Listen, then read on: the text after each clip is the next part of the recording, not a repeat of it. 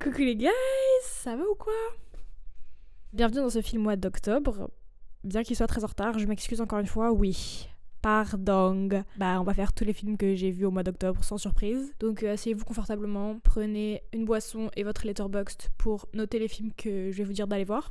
C'est y part, on y va. Attendez, j'ai même pas... Purée, je suis tellement une mauvaise youtubeuse. J'ai même pas dit combien de films j'avais vu au mois de... Quoi? Au moment où je vais pour filmer, on me déconnecte de Letterboxd. Pourquoi ça marche pas? Je tourne le jour où Letterboxd ne fonctionne plus, genre. Il y a tous les serveurs qui bug. Sur internet, ça marche pas. C'est pas que mon téléphone en fait. Je vais me tuer. Donc on va y aller au talent, en essayant de se rappeler des notes que j'ai mis. On va commencer direct avec un film qu'il ne me fait pas plaisir de vous en parler. Parce que déjà, c'est un film que je ne voulais pas aller voir. On m'a forcé, alors que j'avais dit, ça va pas être bien. Bref, le film c'est Demon Slayer. J'avais pas vu la saison 3, je me suis arrêtée au train fantôme en gros. Et du coup, j'avais pas toutes les infos, donc j'étais en mode, j'ai pas envie d'aller le voir le film si je n'ai pas toutes les infos sur les persos, sur les trucs et tout. Donc en gros, Demon Slayer, c'est pas un film. On peut pas le catégoriser comme tel parce que c'est pas un film. C'est une compile de 4-5 épisodes d'animé qu'ils ont collés ensemble. Il y a zéro rythme, ça a pas un rythme de film, ça a pas le déroulé d'un film, c'est vraiment juste des épisodes qu'on a mis tous ensemble genre. Mais c'est trop nul du coup, on ne peut pas voir ça correctement. C'est vraiment le film avec le pire rythme que j'ai vu depuis bien longtemps. J'ai passé presque 2 heures à m'ennuyer comme ça. Et en plus, moi j'avais quelques connaissances de base de Demon Slayer, je connaissais les persos viteuf et tout. Mais sauf qu'on y allait avec une copine à nous qui n'a jamais rien vu de Demon Slayer. Du coup, elle a dû rien comprendre. La pauvre dame quoi. Chaque scène de combat est entrecoupée par des scènes de flashback qui durent une demi-heure avant d'enfin finir le combat. C'est vraiment 5 minutes de combat, une demi-heure de flashback, 5 minutes de combat, une demi-heure de flashback pendant 2 heures. C'est un film qui tient pas tout seul parce que on arrive directement dans l'antre du méchant, on sait pas comment on est arrivé à la nanana, et à la fin du film, il s'est rien passé parce qu'on n'est même pas arrivé à l'endroit où il y avait le grand méchant. Donc je pense qu'il doit encore y avoir un film après. Si tu n'es pas fan hardcore de Demon Slayer, tu n'apprends rien dans ce film, tu ne comprends rien, tu ne peux pas suivre, c'est vraiment pourri. Le seul truc qui sauve le film, c'est l'animation. Parce que c'est quand même une bête d'animation, c'est trop beau. C'est un mélange de 2D et de 3D. Genre à un moment donné, on passe sous les jambes d'un mec, donc en 3D, et tous les décors sont en 3D. Et au fond, tu vois le perso en 2D, du coup, qui ressort de ouf. C'est trop beau, les couleurs sont trop belles. Les attaques spéciales avec l'eau de Tanjiro, et après avec le feu et l'électricité et tout. Trop stylé. Ça, on peut pas leur en vouloir. C'est hyper beau, ils savent jouer avec la 2D et la 3D, ils savent se régaler. Et ça fonctionne de ouf. Donc c'est vraiment ce qui sauve le film, sinon c'est chiant, boring à mort. Il y avait un plan aussi qui est très beau, où c'est quand on est dans l'origin story du méchant de Zenitsu. Il y a un plan où en gros son origin story à lui c'est que c'était un humain à qui on a fait devenir démon. Du coup pour devenir démon tu dois boire du sang de démon. Et du coup il a les mains comme ça. Et on lui verse le sang dans ses mains. Et du coup il y a un plan où il regarde dans ses mains le sang. Et du coup on voit ses yeux en reflet dans le sang. Et ça c'est tarpin stylé. Donc voilà, il y a vraiment des super beaux trucs en termes de mise en scène, c'est magnifique. Mais comme c'est inregardable, parce qu'il y a un rythme de con, c'est juste un enfer. Je crois que j'ai mis 2 étoiles sur Letterboxd, je peux pas vérifier du coup. Ensuite, j'ai vu Mac Walter. Ouais. J'avoue, j'étais pas hyper concentrée. Je faisais un peu autre chose, j'étais pas dedans. Donc il y a quelques blagues qui sont marrantes quand même, qui fonctionnent bien. J'ai un peu rigolé, mais j'ai rarement rigolé à gorge déployée. Genre, rarement j'étais en mode ha ha ha. J'étais plus en mode Vous voyez ? En fait, c'est dur pour le film, je pense, parce qu'il est sorti vraiment 1 mois après Y a-t-il un flic pour sauver le monde, dont j'ai déjà parlé. Du coup, vu que c'est vraiment 1 mois après, ça fait vraiment copier-coller, quoi. Les vannes, c'est les mêmes, c'est une parodie de film d'action. Mais en plus, Mac Walter, c'est une parodie de film d'action américain, mais en français, donc ça marche un peu moins bien que The Naked Gun. En plus, il y a vraiment une scène, c'est premier degré exactement la même, où les 2 personnages principaux des 2 films, ils doivent s'enfuir de quelque part. Et pour s'enfuir, il y a un aigle qui arrive, qui descend comme ça. Et du coup, le perso principal chope les pattes de l'aigle et s'envole. C'est la même scène. Je pense que ça leur a fait un peu défaut que The Naked Gun soit sorti 1 mois avant. En fait, un des trucs qui m'a énervé le plus dans ce film, c'est que tout a été redoublé, presque. En mode, il y a plein de moments où ils parlent, et ce qui est dit ne correspond pas à leurs lèvres. Du coup, c'est trop bizarre, ça fait hyper cheap. Plus, il y a tout le temps, dès que c'est des plans larges, des trucs qui ont été rajoutés, redoublés en mode des blagues un peu... Souvent, c'est Freddy Gladieux qui le fait. Alors, Freddy Gladieux, je t'aime. Hein. Premier degré, je t'adore. Top 3 des mecs les plus drôles de France. Et c'est pas le 3e. Mais là, vraiment, c'était... Ça tombait comme un cheveu sur la soupe, ça sortait de nulle part. Ça se voit qu'ils ont rajouté à la fin au montage ces parties-là, et du coup ça casse le truc, genre c'est juste pas marrant. Du coup ça fait hyper cheap en plus, enfin c'est trop bête quoi. Je suis sûre qu'il y a un bon budget en plus de la part de Prime Video, donc utilisez-le. En parlant de trucs qui fait cheapos, il y a la scène à la fin où il se bat contre son propre clone dans les toilettes, et en fait à plein de moments, on voit très très bien que c'est un cascadeur quoi, que c'est pas Mr. V. En soi, dans la scène de combat du début, on voit qu'il se bat et il y a des câbles et tout, enfin on voit que c'est fait à mort hyper cramé. Mais sauf que dans la scène dans le clone des toilettes, c'est pas assumé à fond que c'est un cascadeur. Genre juste on le voit de ouf parce que il a pas la tête de Mr. V, mais c'est pas assumé à fond. Alors qu'ils auraient pu faire une scène justement pour jouer avec ça, où je sais pas, à un moment donné on cadre sur le cascadeur et c'est la tête du cascadeur, on recadre sur Mr. V qui fait mais quoi? Et ensuite on recadre sur le cascadeur et c'est Mr. V, du coup il fait ok c'est bon my bad. Tu vois, ils auraient pu le sumer à fond en mode trop bizarre, c'est pas la même tête du gars, mais ils l'ont pas fait. Du coup ça fait juste cheap parce qu'on voit de ouf le cascadeur, donc nulos. Après les acteurs, je sais pas si c'est que Géraldine Nakache, j'ai pas l'habitude de la voir dans ce genre de registre, mais j'ai pas trouvé qu'elle était super convaincante, je sais pas. Mr. V c'est Mr. V, je peux pas trop juger là-dessus. Celui qui joue Pollux, j'ai pas son blaze, ce monsieur. Il était assez marrant lui par contre. Et Vincent Audienne, juste je l'adore. Donc là, les cheveux, ça lui allait quand même bizarrement, si je peux me permettre. Bon, c'est tout un enjeu dans le film, donc je lui en veux pas. Donc en soi, je suis plutôt mitigée sur le film. Après, moi, j'ai jamais trop regardé les vidéos de Mac Walter de Mr. V à la base, donc je pense que peut-être c'est ça qui me manque. Pas hyper convaincant, donc un peu mid. Je crois que j'ai aussi mis 2 étoiles à vérifier. Je suis un peu déçue, mais je m'attendais pas à grand chose en fait, donc ouais. Ensuite, on arrive à la première séance avec les BFF du mois d'octobre où on est allé voir Nino. J'avais pas prévu de voir ce film particulièrement, mais les BFF ont choisi et les BFF ont parlé. Et déjà trop rigolo parce que à la fin du film, je vois le générique et tout et je suis en mode attends, mais ce nom-là me dit quelque chose. En fait, toute l'équipe régie, je la connais, je travaille avec eux. Donc voilà, Lorelai et Oussam, je pense à vous. Donc le film, en gros, Nino, ça parle de un mec qui apprend qu'il a le cancer. Et c'est sa vie pendant une semaine, juste après qu'il ait appris qu'il avait le cancer. Déjà, c'est un film, moi j'adore les films comme ça. C'est des films où tu vois vraiment la chronologie passer. C'est-à-dire que tu vois le lundi, tu vois toute la journée du lundi, le soir, la nuit, le mardi, tu vois toute la journée du mardi. Tu vois le temps passer comme il est décrit, et donc ça, c'est super. J'adore ça. C'est un film qui est très brut, parce que, je sais pas, il n'y a pas beaucoup d'ajouts. C'est-à-dire que les acteurs sont bons, il n'y a pas de musique du tout. À part au générique de début, il y a un peu de piano. Et quand il est chez sa mère et qu'il retrouve ses jouets d'enfance et tout, là il y a de la musique, mais elle est intradiégétique parce qu'elle sort de son casque. Mais en dehors de ces 2 scènes-là, il n'y a pas de musique. C'est genre, tu entends les rues de Paris. C'est un film qui est quand même un peu déprimant parce que ça parle de cancer et tout, mais c'est bien fait. Et il y a un peu d'humour, donc ça reste assez léger. Mais en tout cas, c'est une super prévention contre le papillomavirus. En gros, le film, du coup, il est construit toute la journée, puis toute la soirée, puis le lendemain. Et en fait, toutes les soirées, il se passe quelque chose. Il y en a une où il est chez sa mère, il y en a une où il a une soirée avec des potes, il y en a une où il est avec sa pote de collège qu'il a recroisé et tout.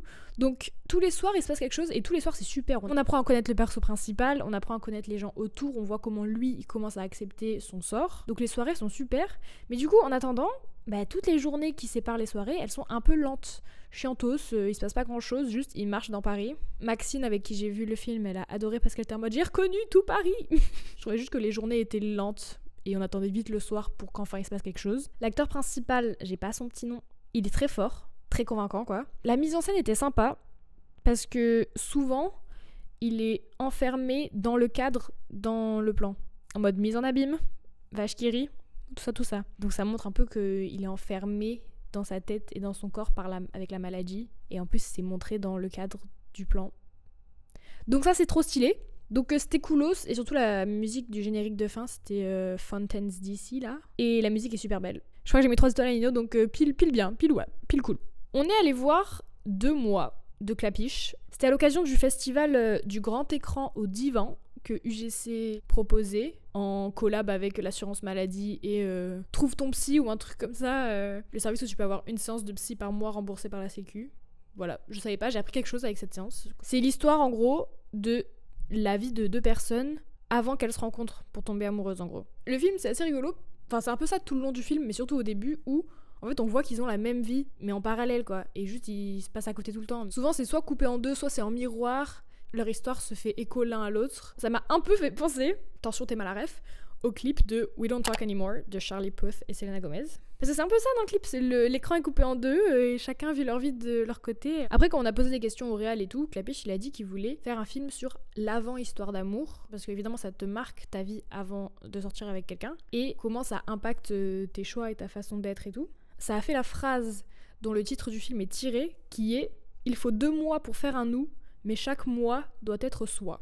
Je crois que c'est la psy de Anna Girardot, qui est Camille Cotin, qui dit ça, et c'est là que tu comprends le titre du film et tout, mais c'est un peu vrai, mais c'est un peu cucul la praline. Après, tout ce qui est les séances de psy dans le film, c'est quand même très facile. C'est très psychologie de base. Surtout qu'au départ, c'est pas une super pub pour les psys, parce que Camille Cotin, elle est hyper détachée, on dirait qu'elle s'en fout de son patient et tout, et même le psy de Françoise Civil, au départ, il est hyper fermé, ils disent rien. Donc au départ, c'est pas une super pub pour le psy, mais bon, au final, ils finissent par les aider et tout. Donc 2 mois, c'était rigolo. En plus, il y a une scène où il y a François Civil qui joue avec un chaton, mais alors là, toute la salle qui était en mode oh. Donc c'était un peu, ouais, funny, cute. Je crois que j'ai mis 3 étoiles. Je mets toujours 3 étoiles, c'est vraiment le truc par défaut. Quand j'ai pas adoré, mais que c'était pas décevant, c'est 3 étoiles. Ensuite, j'ai quitté Paris pour arriver à Avignon.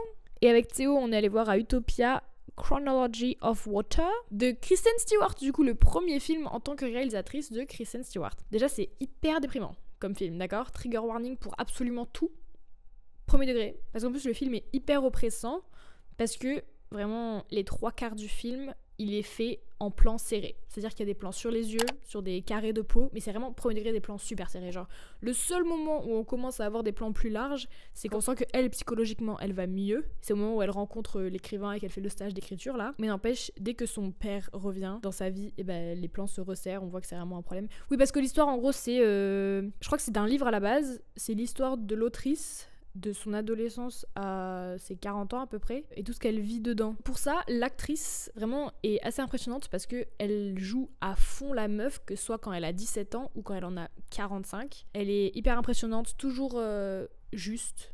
Donc l'actrice est super forte. Après, ça se voit un peu que c'est un premier film, parce que ça fait un peu film, peut-être pas d'étudiant, parce que c'est quand même professionnel de ouf, mais ça fait un peu film bande démo, en mode voilà ce que je sais faire, regardez, j'arrive à faire un truc un peu stylé et tout. Mais sauf que du coup, ça en devient un peu too much, parce que c'est tourné à la pellicule, il y a du grain, les couleurs sont très pastel, c'est des plans très longs, c'est contemplatif de ouf, mais en même temps, t'es en mode ça fait réfléchir. Enfin, c'est vraiment le film de prouveur un peu. Donc ça marche bien, c'est très joli, et je pense que plus tard, Kristen Stewart, elle fera des trucs de dingue. Le film est un peu long, dans le sens où il y a 5 chapitres en gros, et dès la fin du 3e, t'es en mode c'est bon, wrap it up.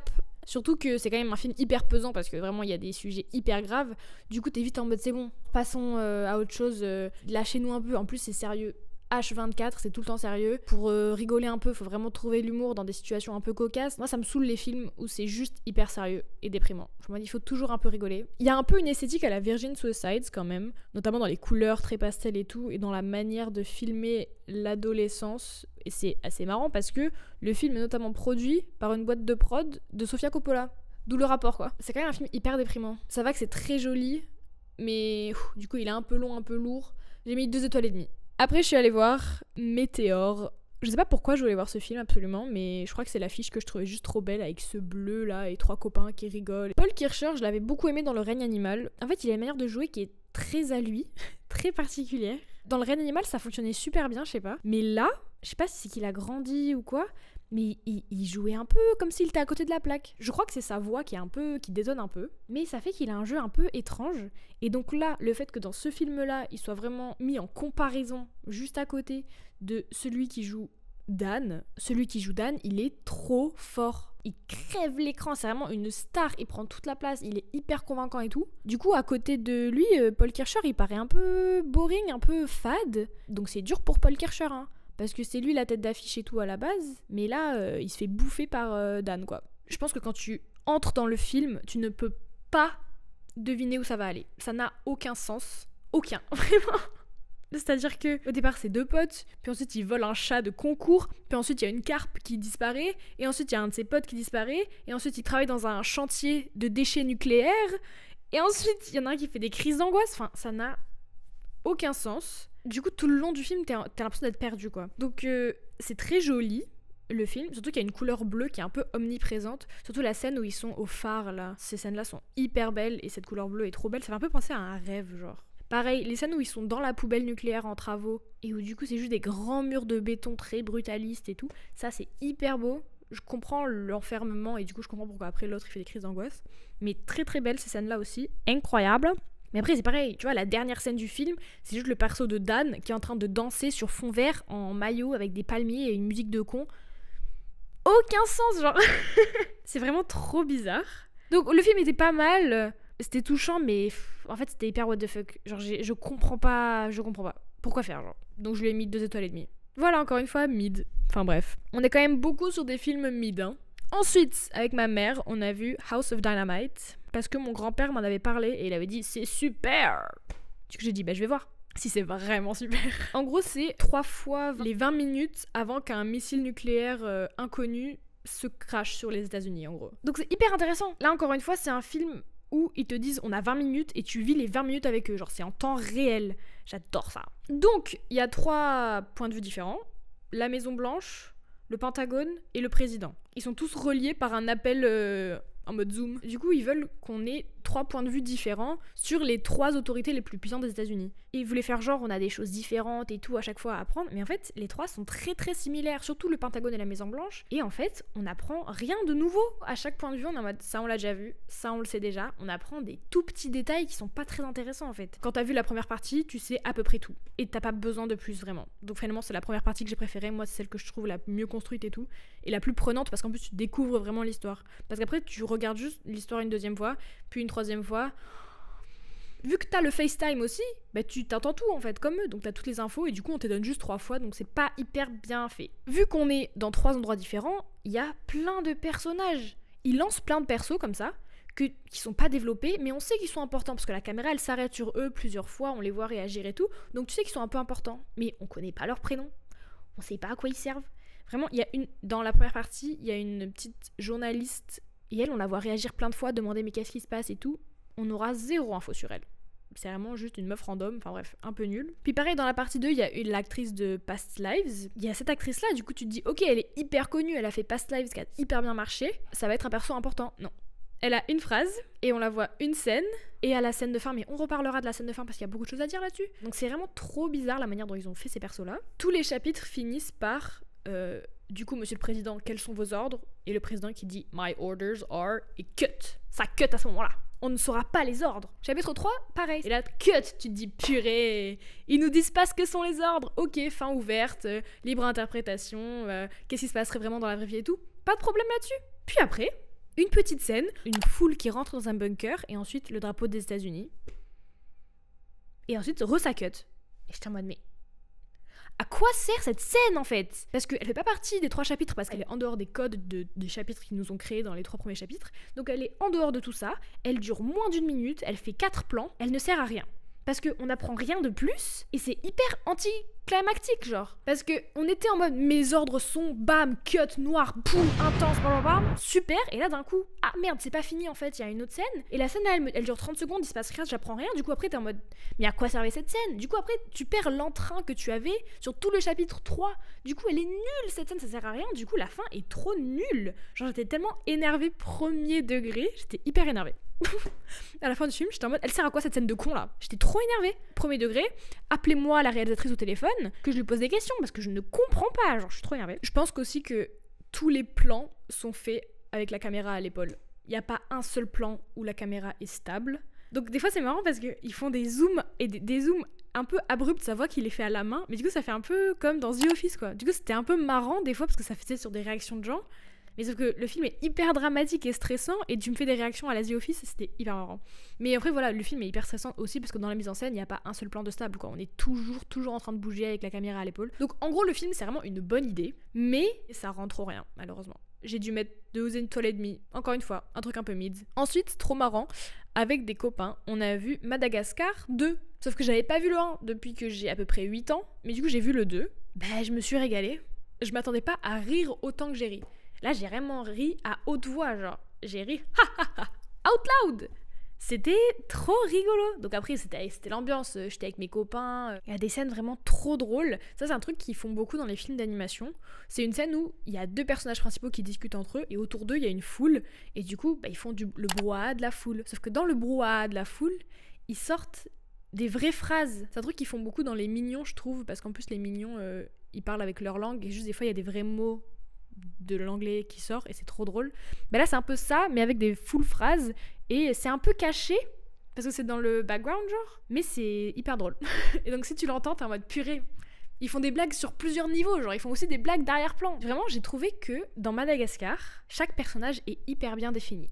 Tu sais exactement ce qu'il veut faire, tu sais exactement comment il va réagir, tu sais exactement ses relations avec les autres persos. C'est un peu des archétypes clichés, mais ça marche super bien. Genre premier degré, vous voulez voir un tuto comment faire un bon groupe de personnages, regardez Madagascar. Bon, l'histoire est un peu basique, c'est un film pour enfants, donc faut que ce soit pas très long. Donc il y a des trucs qui rushent un peu, il y a un peu des trucs où tu te dis bon là c'est un peu facile, comment ils se sont téléportés de là à là, il y a un peu des trucs où tu te dis bon, ça manque de connecteur logique. Mais c'est pas si grave. Madagascar, combien je lui ai mis sur Letterboxd? Alors là, j'ai aucune putain d'idée. Madagascar 2, j'ai dû mettre 3 étoiles et demie, je pense. Peut-être 3 étoiles si j'étais en mode quand même. Mais je pense que 3 étoiles et demie, il les mériterait. Donc si j'ai pas mis 3 étoiles et demie, je mettrais les 3 étoiles et demie. Mais je pense que j'ai mis 3 étoiles et demie. Et pour finir ce film mois d'octobre, on a vu avec des copains Legally Blonde. En fait, on s'est vu pour Halloween. Et on était en mode, il faut qu'on voit un film d'horreur. Puis en fait, on a dit, non, on va avoir trop peur. Du coup, on a regardé Legally Blonde. Et c'était vachement bien. Sachant que je l'ai vu avec mon pote Enzo, qui est quand même ultra fan d'Ariana Grande. Et Ariana Grande, qu'est-ce qu'elle a fait? Elle a fait le clip Thank You Next. Et dans le clip Thank You Next, il y a que des références à des films comme ça. Dont Legally Blonde. Donc dans le film, dès qu'il y avait une scène qu'il y avait aussi dans le clip de Thank You Next, Enzo il était en mode oh my god, c'est comme dans le clip! Du coup, après, évidemment, on a vu le clip de Thank You Next pour pouvoir dire « Ah, mais c'est telle scène et tout ». Un peu comme dans Madagascar, il y a les personnages dans Legally Blonde qui sont hyper bien définis. C'est un peu le full cliché de chaque personnage qu'ils sont, mais ça marche super bien. Avec un coup d'œil, tu reconnais le perso. Tu sais quel perso est lequel.